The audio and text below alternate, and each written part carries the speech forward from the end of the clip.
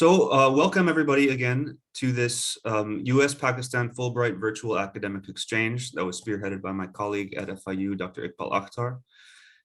Today we have an interesting conversation between Dr. Amit Ranjan and Muhammad Akram. And the topic will be medieval India, essentially, and the dynamics between Hinduism and Islam in medieval South Asia.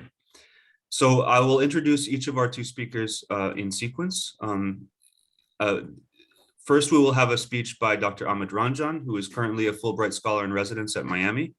He has a PhD in literature from JNU in Delhi and a BA in English from St. Stephen's College, also in Delhi. And he wrote a book recently on John Lang, who is a maverick 19th century Australian writer who lived in British colonial India and wrote on behalf of Indians and their interests.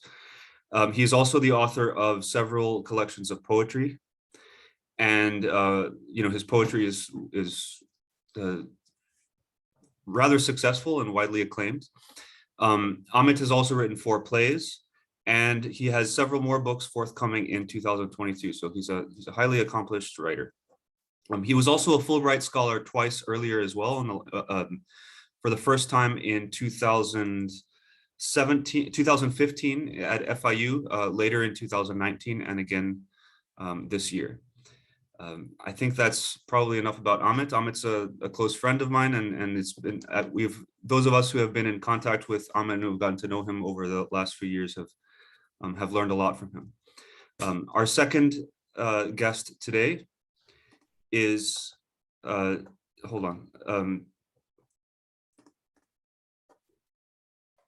Our second guest today is Muhammad Akram, who has completed a PhD in religious studies at the University of Erfurt in Germany, and a master's in Islamic studies specializing in comparative religions from the International Islamic University of Islamabad, and has an MA in Islamic studies from the University of Punjab in Lahore, Pakistan.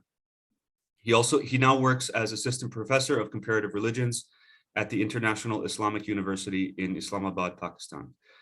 Presently, he is also associated with the Oxford Center for Islamic Studies in Oxford as a Chevening Fellow. His academic interests include theory and method in the study of religion, interreligious relations, and modern religious movements in South Asia. So this makes him a perfect interlocutor for Dr. Ranjan. So without further ado, I'll hand the floor over to our speakers, beginning with Dr. Amit Ranjan. Thank you.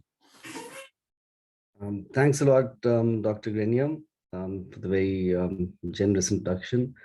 Thanks a lot, Dr. Akhtar, Dr. Iqbal Akhtar, for organizing this, and Dr. Akram for being the discussant today, and all my colleagues and friends who've joined this talk. I've been giving different variations of this talk, and there is an elaborate PowerPoint that I have, but I thought today I'd try without it, without the prop, and in the end maybe show some pictures.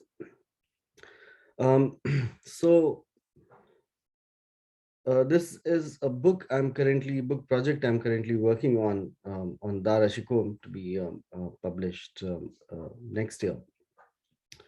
Now, Dara Shikoh and the figure of Sarmad are very relevant and pertinent to the discourses, political discourses around the world, as well as spiritual discourses around the world.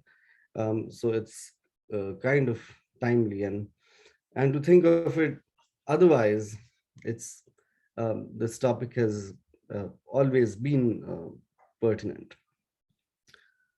So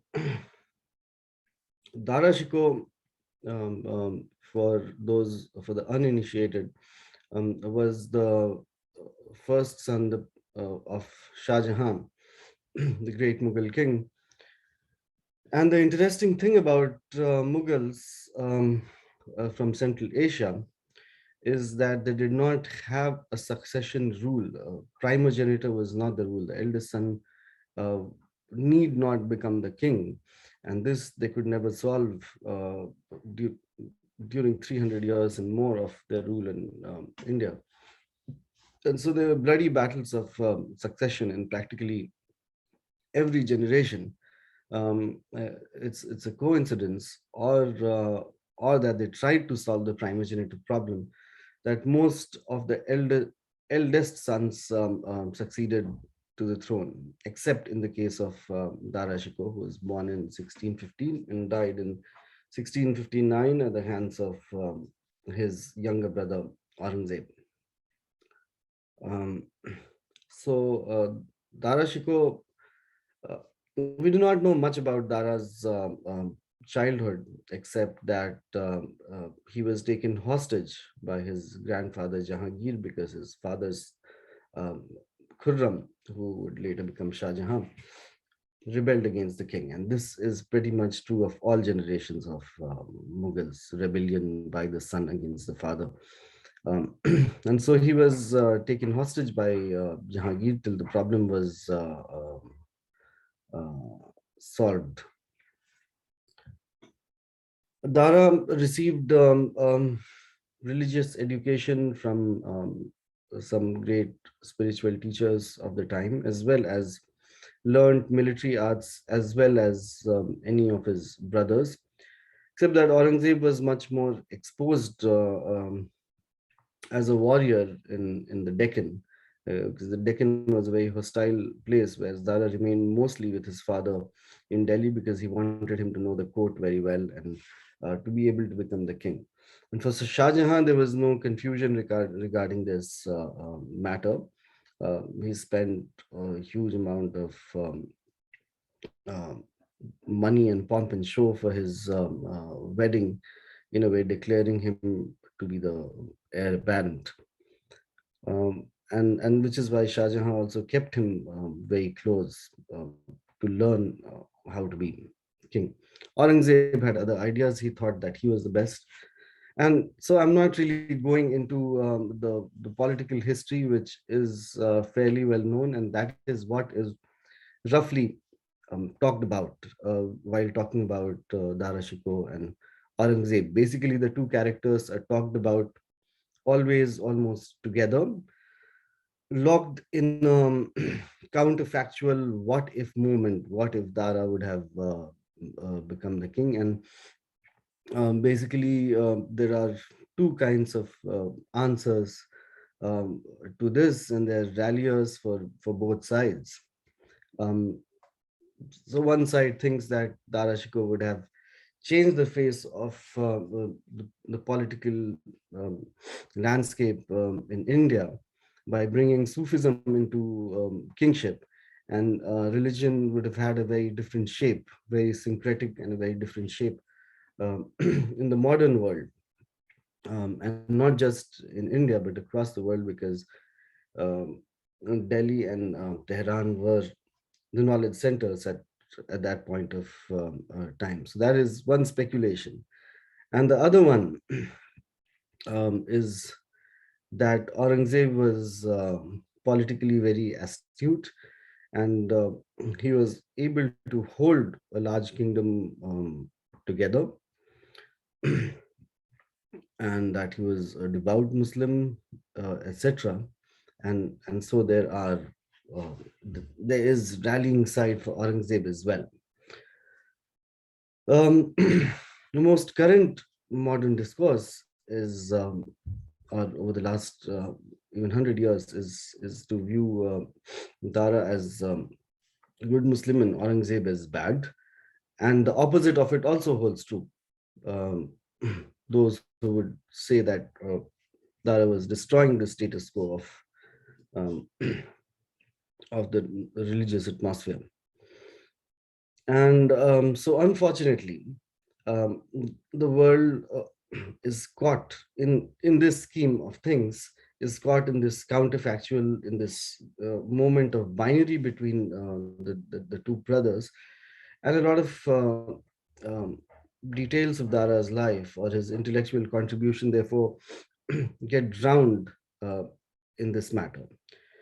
And which also is a question on historiography.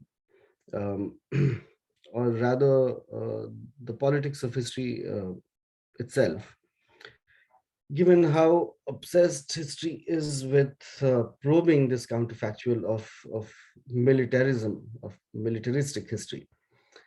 And in ways that there are several discourses about how Aurangzeb was a powerful military leader, Dara could not match him up. And as an astute military leader, he was able to hold the kingdom together, etc., etc. And which clearly goes on to show how militarism is very important to history. The cultural side of history is not given as much importance to.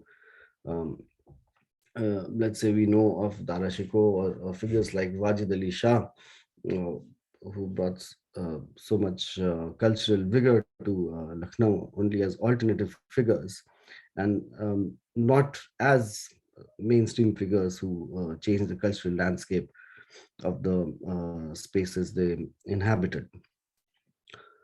Um,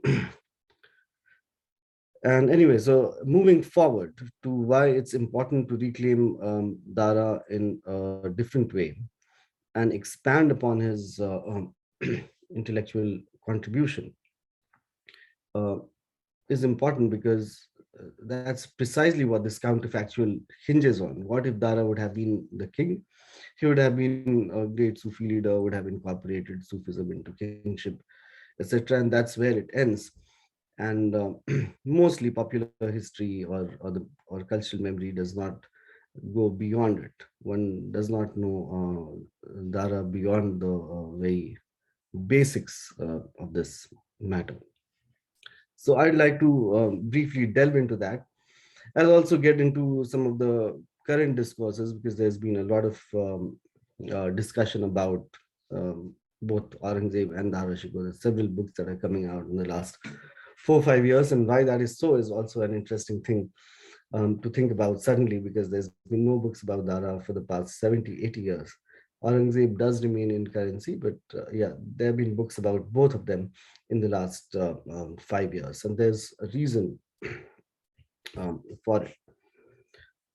So coming to Dara's intellectual makeup, like I said, we do not know much about his early years um, or his spiritual education, but we do know that um,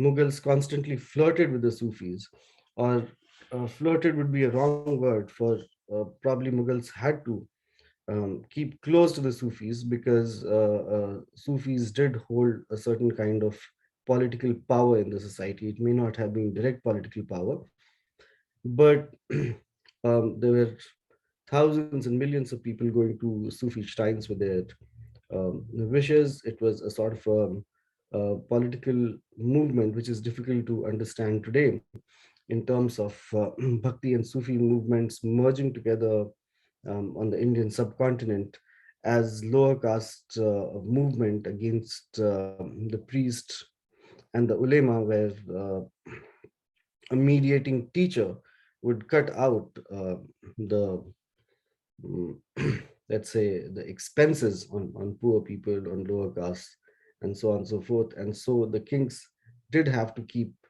uh, close to the Sufi leaders throughout the Mughal Empire. Um, Dara was very aware of his great grandfather Akbar's project. Akbar was an unlettered man, but a strong visionary who ruled for about 50 years, and he understood very well the problem of uh, what religious discord could. And beyond merely the political problem, Akbar was keenly interested and invested both via Sufism and both via his own experience and spirit of curiosity and inquiry um, to reach a syncretic ground. And so he started a new sort of cult called Sulh-e-Kul, and had several other initiatives where he did try to cut the size of the ulema within his kingdom and reach out to different religions, and he was genuinely spiritually curious. So Dara Shikoh comes with that background of his great grandfather, and um, unlike Akbar, Dara Shikoh is very well educated, has read all religious scriptures of various religions, and comes from the vision of his great grandfather, but at the same time with a very scholarly attitude. So he went to Kashmir in 1640, where he discovered the Upanishads, 112 of them, if I remember right, and worked on them for about 12 to 14 years, 14 years actually. Um, and then set up a translation school. So it's generally attributed to Dara Shikoh, this translation, but of course, 56 Upanishads being translated has to be an institutional effort and not an individual effort. The one can see his imprint all over. And this institution or school worked very fast and delivered within 2 years because Dara probably saw the clouds of war gathering around him. And within 2 years, they produced this mammoth book called Sarri Akbar, um, which is a translation of these 56 Upanishads.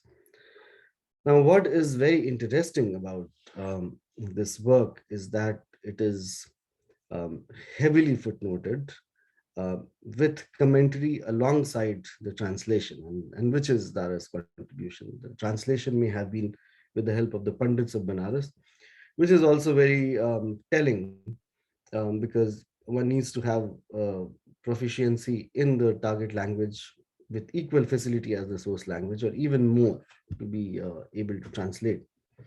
And which does tell that the pundits and the elite of the society knew Farsi in a very literary manner, and not just in a bureaucratic manner. And so this Sadri Akbar is highly footnoted with commentary, and the special thing is that it's a sort of a bridge between the Sufic world and the Indic world, as terms that did not exist, the equivalents which did not exist. These are two abstract realms of philosophy of the Upanishads and Sufism.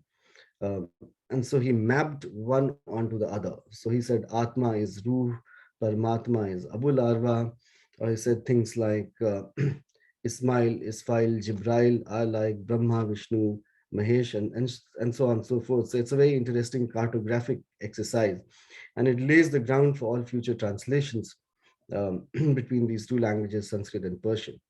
Um, I'm not saying these are linguistic codes, these are philosophical codes, but have to be explored linguistically. And so, as a translator, uh, this work is of tremendous importance. This mapping, it laid a future roadmap for all future translations of this nature. So that is one point about this translation. The second is that it's like a modern scholarly work. First, there is an exegesis in the form of several works that Dara Shikoh wrote prior to Sadri Akbar. So there are short works like Risala, Haknuma, uh, or the Compass of Truth, Majma ul Bahrain, or the Mingling of Two Seas, where he lays down the exegesis for this massive work, in which he says that what he has understood of Sufism, so he was formally ordained into the Qadri order of Sufism by his teacher Mullah Shah and Mia Mir, that uh, mm, what he has formally learned through Sufism in the Qadri order is exactly the same as what he has studied in these 100 odd Upanishads. And he goes on point by point to compare various things, yogic practices mentioned in Upanishads with the yogic practices, with similar practices in Sufism, and so on and so forth. So first there's an exegesis, then there's this massive work, which is highly footnoted, and he also gives his sources, and this is sort of um, rounded off later with or parallelly with other interesting work as well. So the two other big interesting works are Safinatul Aulia and Sakinatul Aulia. The Safina is a ship, so the ship of the Aulia, and Sakinat al-Aulia, which are both compendia of the Sufi saints of his time, and he traveled extensively across his empire to document the Sufi saints who had lived and all the hagiographies around them. So Sakinat is specially dedicated to the Qadri order, and Safinat in general to all the saints. The interesting thing about Safinat also is a special section about women saints, which have gone missing uh, to both history and in terms of shrines. These shrines were probably uprooted at some point of time or renamed. And so clearly the female participation declined after the 17th century is also a point to bear in mind. Um, Another important work is Hasanat al-Arifin, um, which is the sayings of the great, which it has 99 verses, 99 sayings by great saints. And this is a sort of a justification by Dara Shikoh of what he was doing. And through this book, he's trying to say that he is not a heretic, as is being alleged, for it's a very long tradition of saying things like what he was saying by quoting all these great saints, starting from Mansur on down to himself. And so he quotes 99 people, and the 100th is himself, probably with a prologue.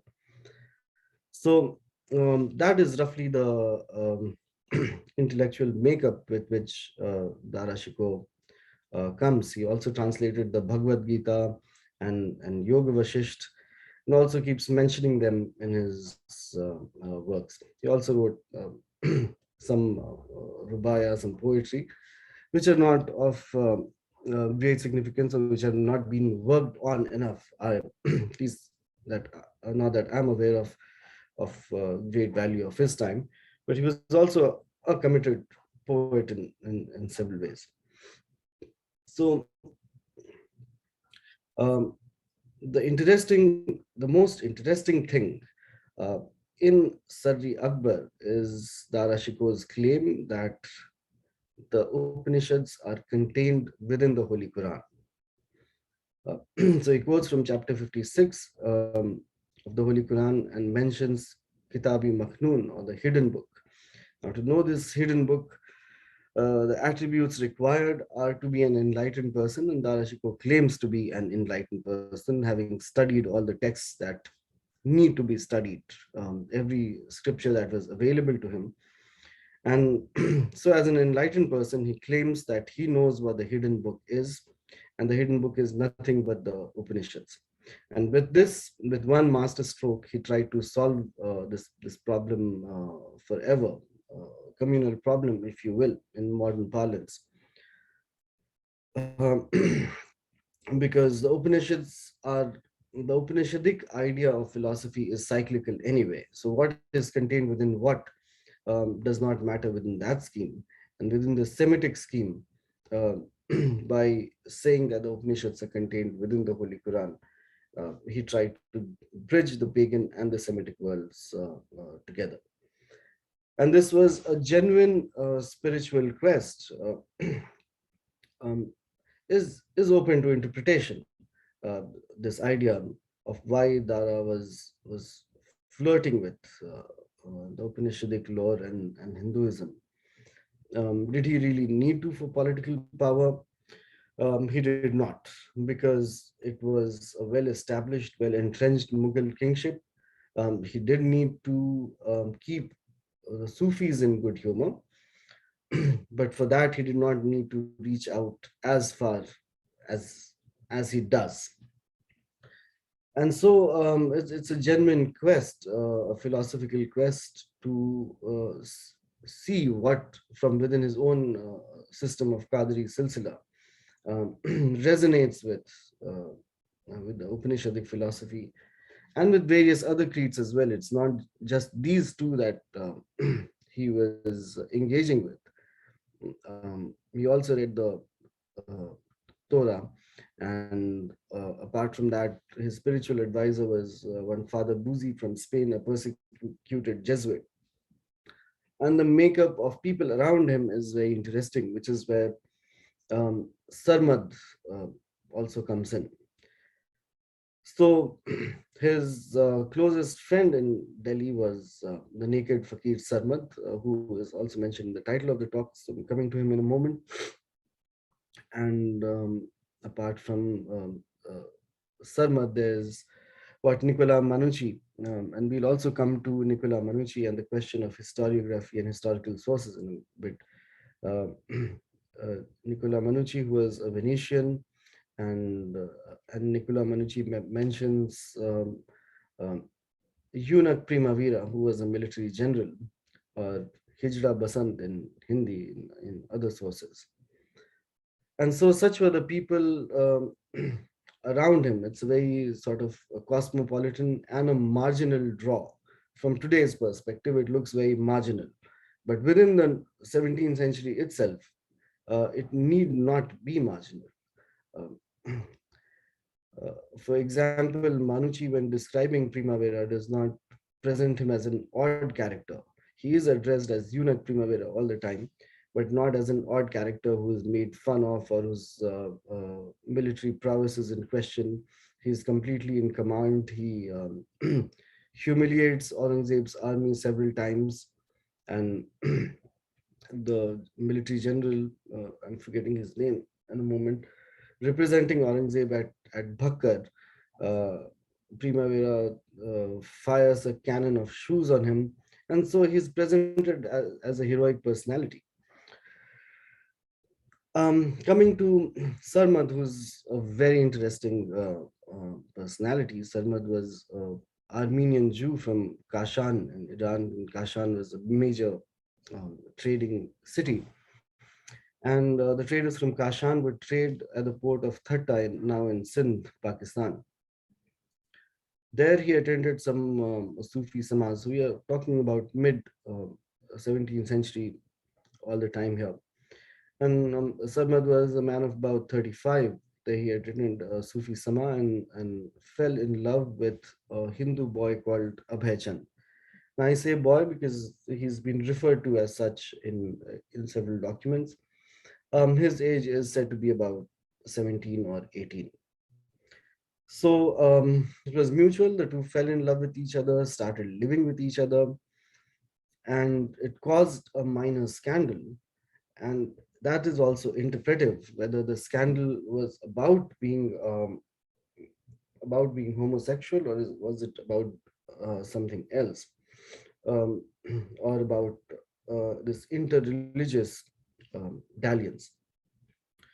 So Sarmad walked up to Abhay's father and laid down his jewels and his clothes and said, "I am that he was the wealthiest man of Kashan, and now he is the poorest, and the only wealth he had was of Abhay Chand," which, like I said, enters into an interpretive realm.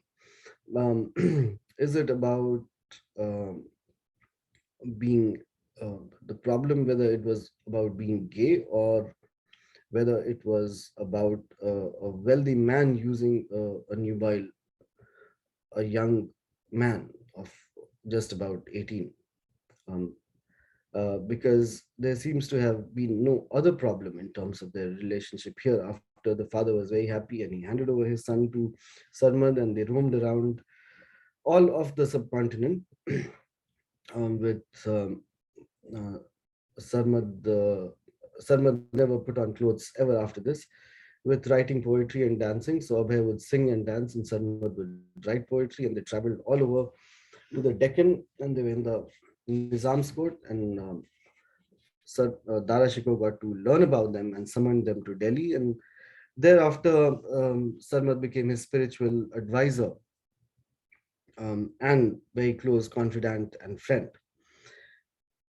And so, obviously, it's political miscalculations on Dara Shikoh's part. It seems to have been he seems to be like a Shakespearean tragic figure, where his tragic flaw seems to have been his hubris, his overconfidence. He never listened to elderly's advice on these matters, which is probably where how he drew his energy.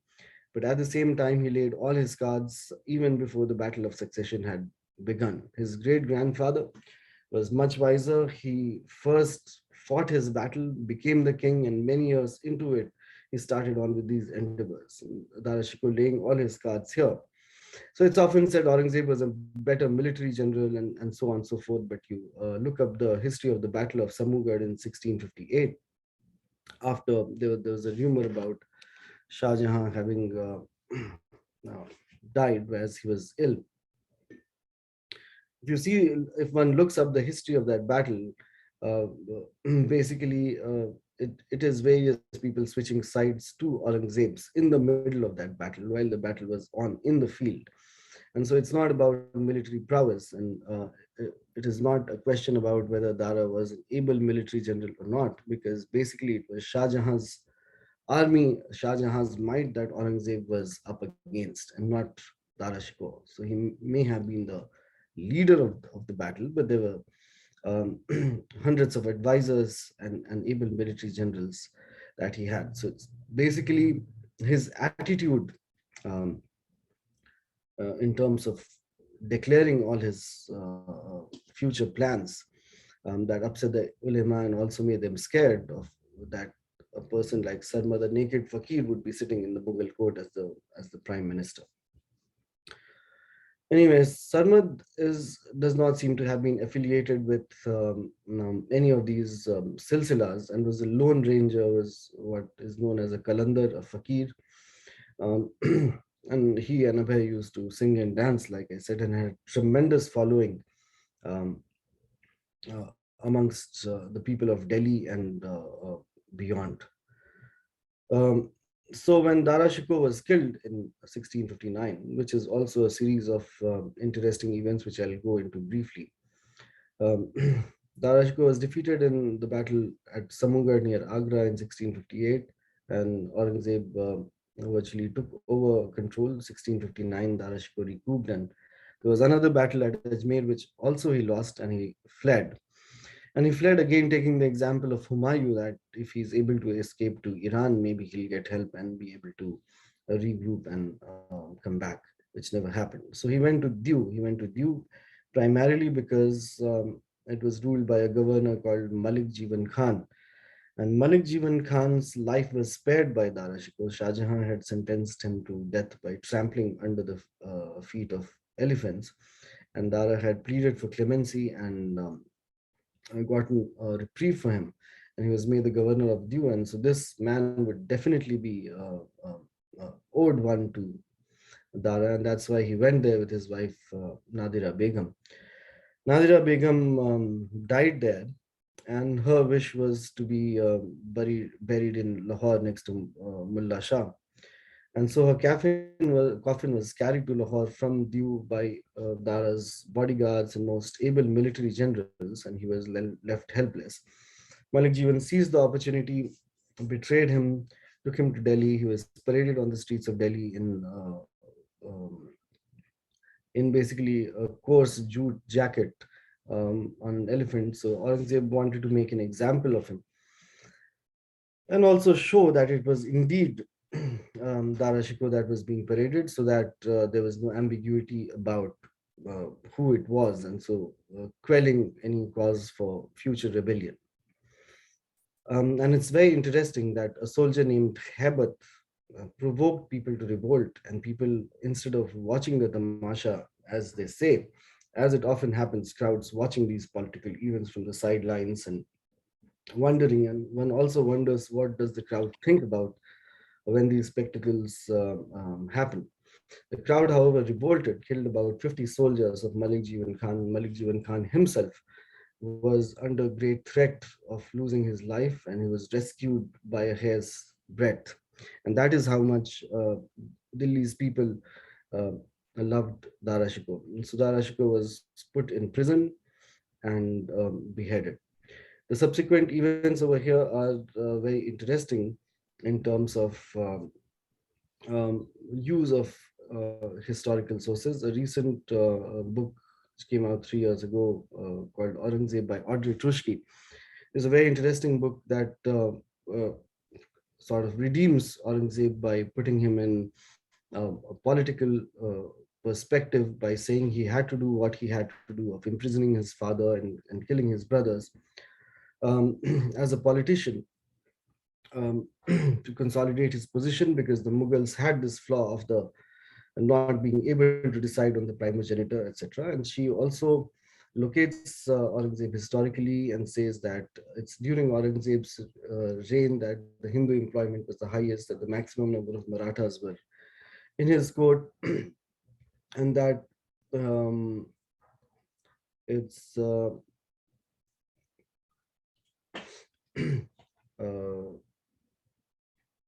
oh, sorry, I'm getting a message about wrapping up. So, okay, I'll quickly wrap up from here.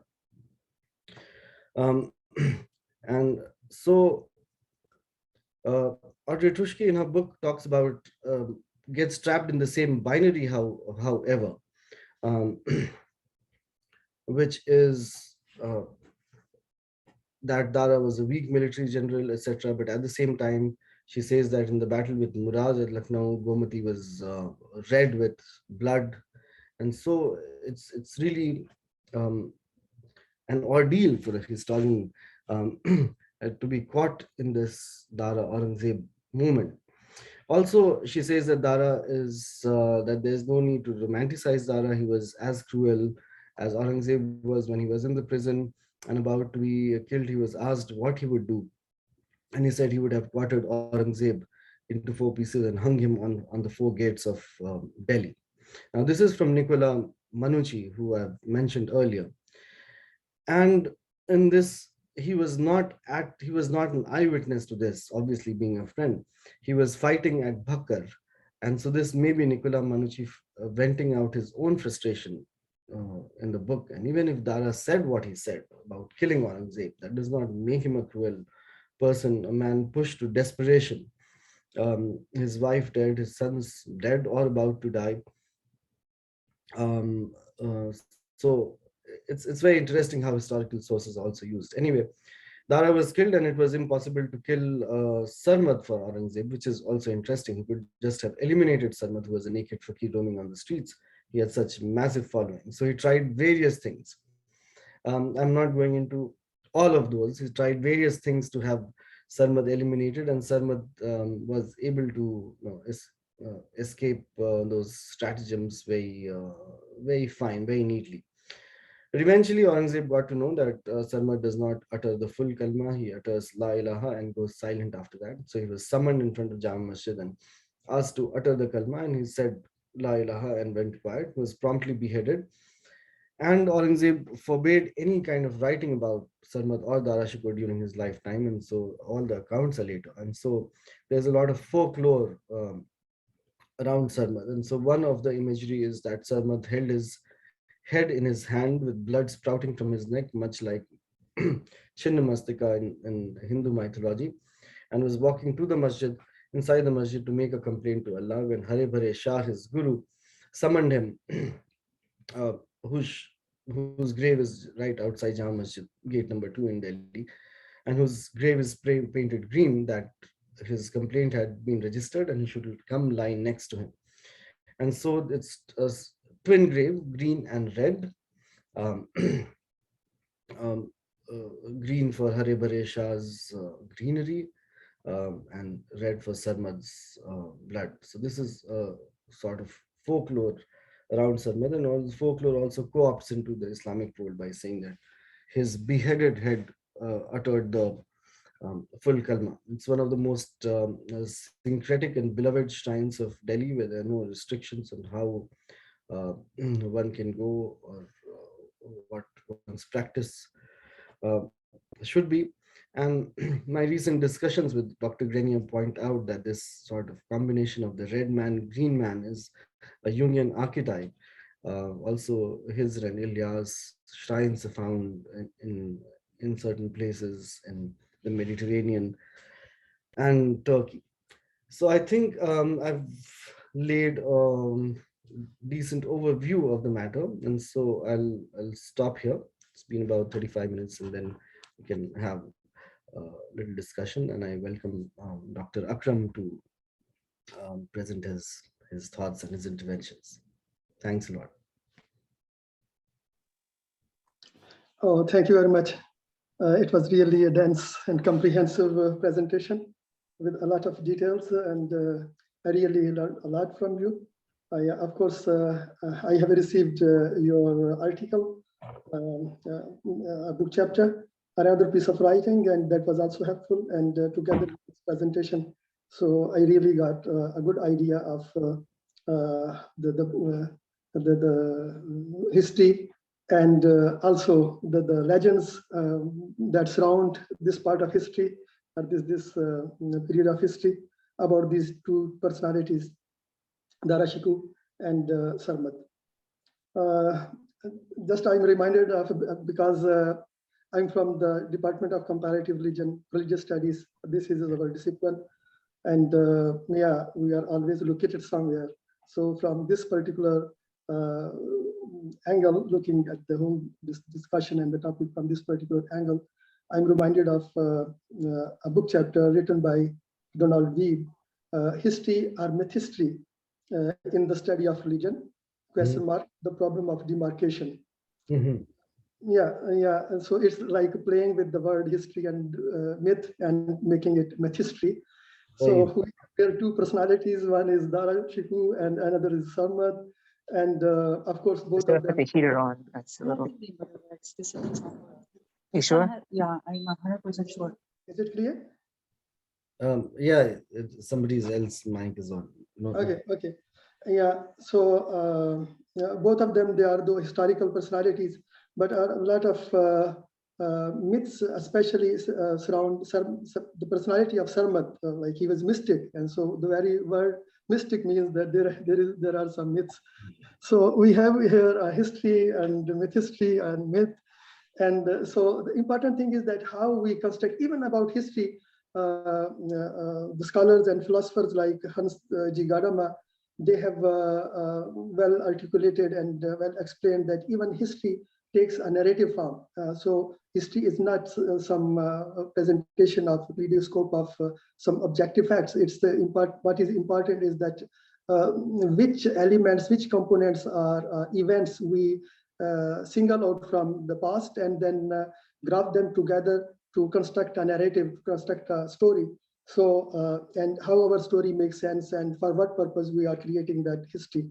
So again, there is a very close connection, how we appropriate history, how we construct history, and how, what is the message and what are the meanings that we are trying to find in this history. So from this angle, actually, this topic is really, really very rich and very important for the whole South Asia, different communities in South Asia living in South Asia. So if we appropriate and approach this part of history appropriately in a positive, constructive way, so that could be really very, very helpful.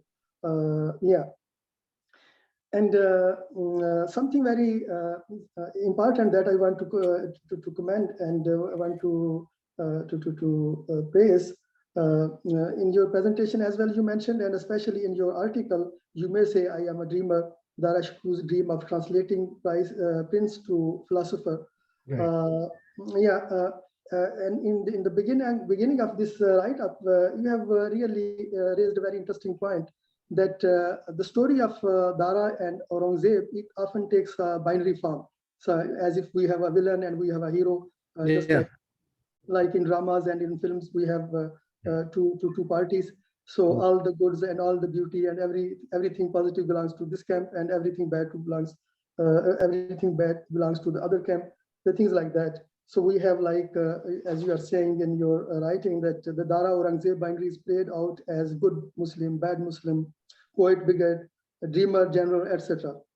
Yeah. So, and really your write-up tries to deconstruct this history, though still there seems perhaps it's so embedded in our cultural memory that still as a reader I realize that perhaps this write-up really was able to successfully transcend this binary still or not. Yeah, of course we are human beings and we have our limitations and we are part of a wider cultural setups, and yeah. So I want to further your presentation. Actually, I do not have much to add in terms of historical details. By the way, I'm not a historian as such, and this century is not focus of my interest as well. Normally, I am more interested in 19th century religious movements in South Asia, across religious traditions, and we have gone about 2 centuries back. And I think that already Dr. Amit Ranjan has given a lot of details, and that would be not much helpful to add further details. But some interesting comparison or some comments or some questions that I have, I would like to share. Sure. So, for instance, something very interesting. We again talking about the binaries. We have this binary of mystic or poet and philosopher on the one hand, and then religious fanatic and bigot and on the other hand. So again, we need to deconstruct this binary. Actually, there is something very interesting in the personalities of Dara Shikoh and Aurangzeb if we're comparing them. Aurangzeb himself happened to be a mystic, a Sufi. Yeah. So He's buried next to Sufi shrine as well in Aurangabad. Yeah, not only visiting Sufi shrines and buried in the Sufi shrine, he was actually, in a way, he was a formal Sufi. He had joined a formal Sufi order. In 1648, he visited Sarhand, actually, where the grave of Sheikh Ahmad Sarhandi Naqshbandi. He was a famous great Naqshbandi Sheikh. He visited that shrine and met his son Khwaja Muhammad Masoom. And took the pledge of allegiance and baya, what they call Sufis, and formally became a Naqshbandi Sufi. And this fact has been recorded in the historical sources that belong to his period. For instance, there is Roda al-Quyumiya. Roda al-Quyumiya is actually history of the 4 important Naqshbandi Mashaykh of the Mujaddidi family. And this Roda al-Quyumiya mentions his visit of the Aurangzeb more than 1 decade before all this thing, the battle between Dara Shikoh and Aurangzeb happened and took place. And so he went there and he became a Naqshbandi Sufi. And at that time, it's again very interesting. And perhaps it would be interesting for our audience as well. And perhaps Amit Ranjan would already will be knowing that. At that time, Khwaja Muhammad Masoom, he also gave him a glad tiding, a good news that it's you who will become, who will succeed your father. Yeah. So again, we have like on the one hand, Sarmad was telling Dara Shikoh that you will be the king. Yeah. And Khwaja Muhammad Masoom, who was Naqshbandi, he was telling Aurangzeb that you will be the next king. And eventually, by the way, eventually it happened that the prophecy of Khwaja Muhammad Masoom turned out to be true. One prophecy has to come true after all. Yeah, one of the 2 prophecies. Yeah, and this fact has been again mentioned in Maktubat Safiya, the grandson of Sheikh Ahmad Sarhandi. So he used to write letters to different nobles and their students and disciples. And in letter number 83, in collection of his letters, so he mentions that Aurangzeb was formerly part of our silsila, our mystical order. So again, this binary is not very much helpful to say that on one hand there were ulama and on the other hand there were It's only the matter of deserting during the war that I brought this up and I ran out of time, and thank you for talking about Aurangzeb's engagement also with Sufism. So there was like I said, there was no escape. The Mughal kings by tradition had to be engaged with the Sufis, and also politically the Sufis were important.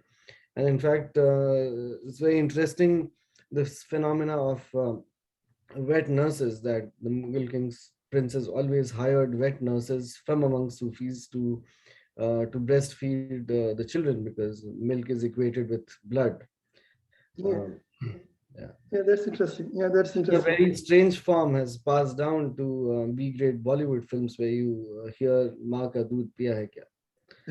Yeah. I think it connects with that because who has not drunk the milk of their mother? So it's pointing out in a certain direction, you know.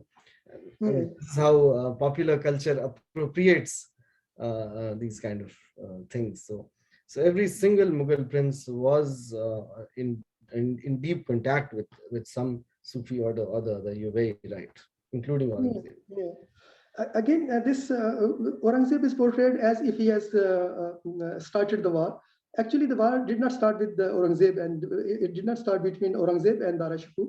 The first battle between the princes, four sons of Shah Jahan. So it took place between Shuja Shah, who was actually the governor of he was the second eldest son of Shah Jahan after Dara Shikoh, and he was the Subedar, that is the governor, we can translate as in English language, as governor. He was the Subedar of Bengal, and he proclaimed to be the king, the next king. And the first battle that took place, actually that was fought between the armies of Dara Shikoh and Shah Shuja, and not between the armies of Aurangzeb and Dara Shikoh. So it is how it takes place, and it used to take place in olden times and during Olympic times. Yeah, that was quite common. So that's nothing specific to Aurangzeb that he started fighting with his brothers, and it was something very specific to him. I think that was how the thing is used to do. Every generation, pretty much. Yeah. I don't know how much time I have remained. Still, I have. How much time still I have? There are some other points that I have noted. If there is time, I can share with the audience and with you, Dr. Ranjan. I think Dr. Grenier will be able to tell us. Yeah, I think we have time for some more conversation about this. This seems quite interesting. And also, if the audience has any questions, I think now would be a good time to get some questions from the audience and expand the conversation more broadly. Okay. So, Dr. Grenier, do you like me to continue? Or, yes, please. Well, actually, I think the first thing we should do is we have a couple of hands raised, and let's address them first. Okay. We have a question from Prachi Sharma here. Your hand is raised. Okay. And there's a direct message from Munazza Batul. And they ask, so can we say that there was the influence of Qadiriya and Naqshbandiya, two different Sufi orders that were shaping the perspectives of both princes? I don't think so, that these were two contrary movements at war with each other or anything like that. It's a political battle between the two princes, like we discussed as a time-honored tradition in every single Mughal generation. So they may have had their convictions in terms of how to rule as kings through the influence of these two silsilas, but not as a difference of ideology between these two silsilas that was shaping this battle. No. What do you think, Dr. Akram? I totally agree with you that actually we cannot see it like a tussle between two Sufi orders.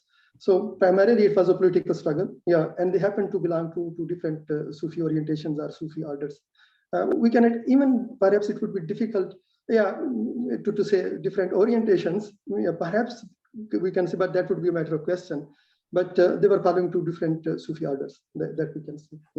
Yeah, and if I can add to this briefly, in light of my subject area, which is the Ottoman Empire in the 15th and 16th centuries, you often had a similar dynamic in which none of the princes, none of the sons of the previous sultan were chosen prior as the heir apparent.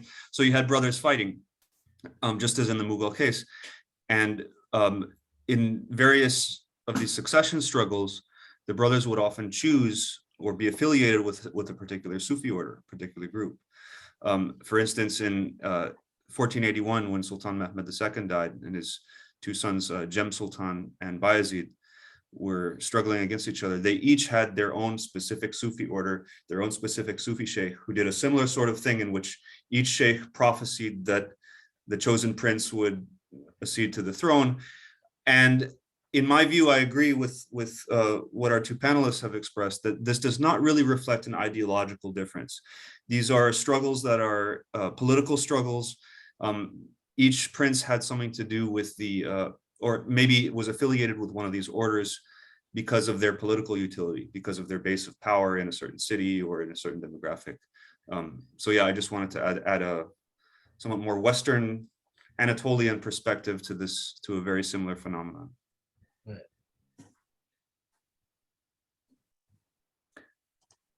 Yeah.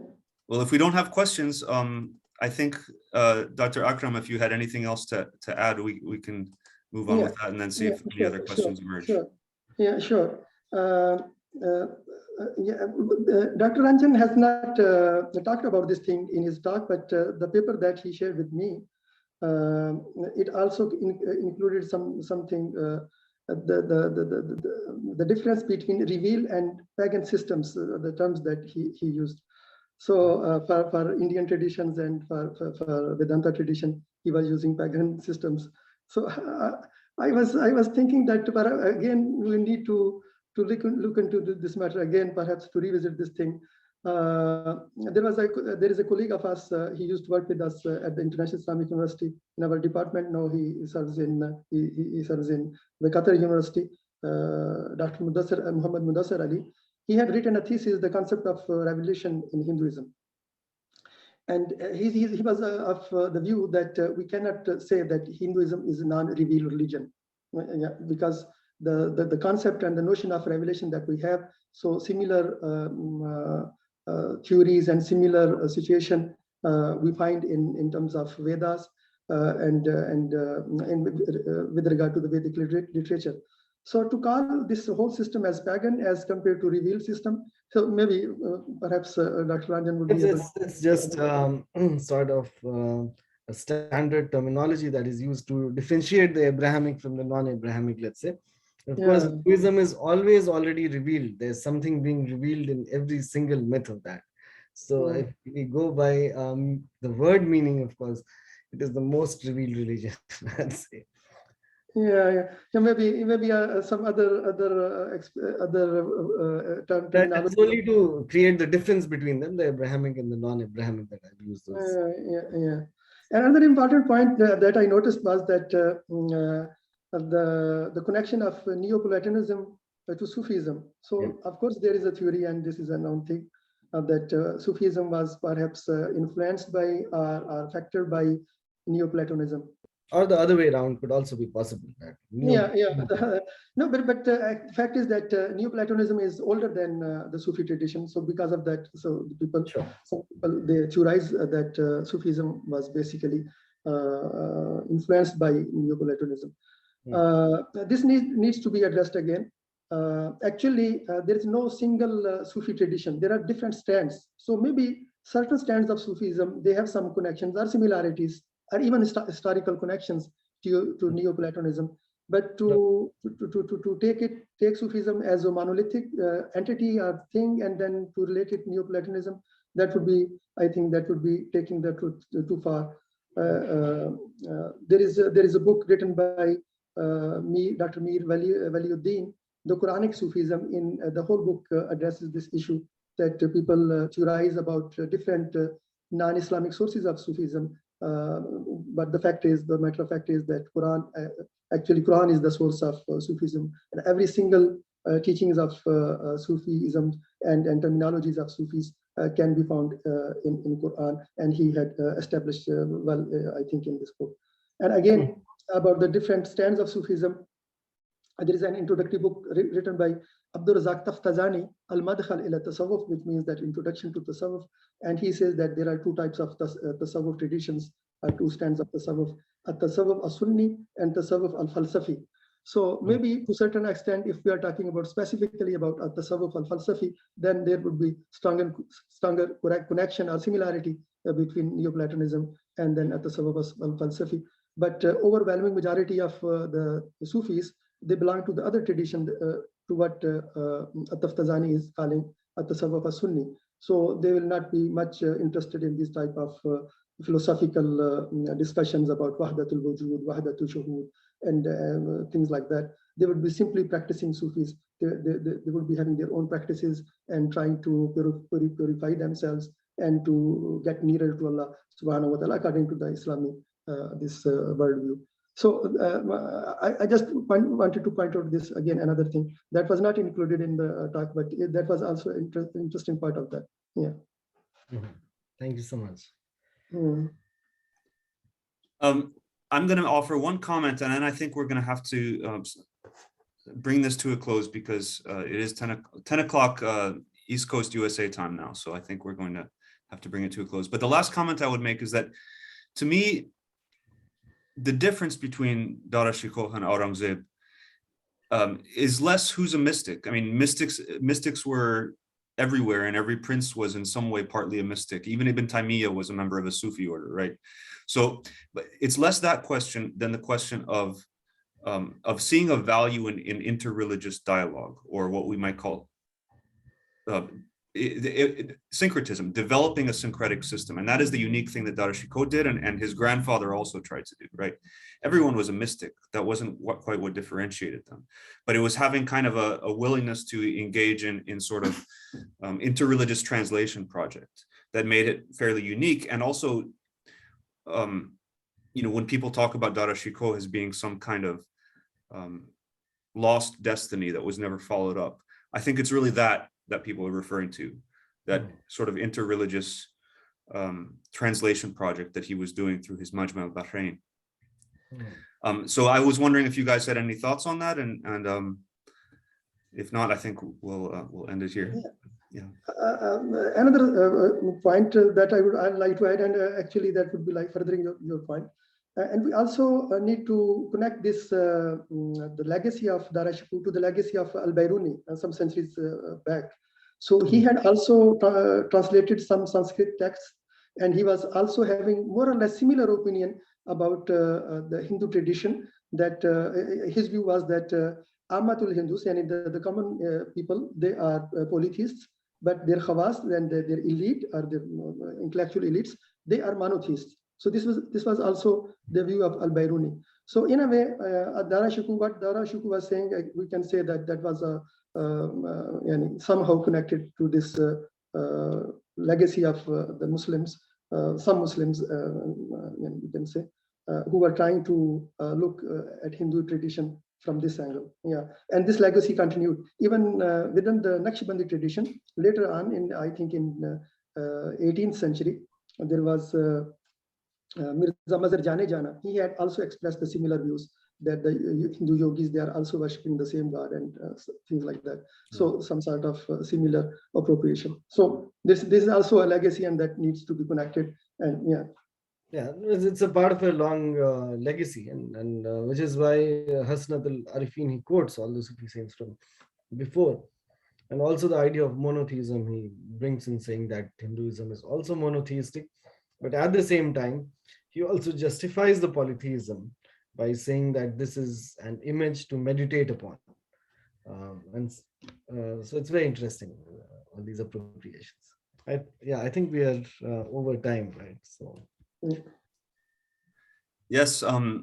So I would like, if we don't have any questions, I would simply like to thank all of you here for being here, and to thank our two speakers, Amit Ranjan and Muhammad Akram, for this very informed and very fascinating conversation.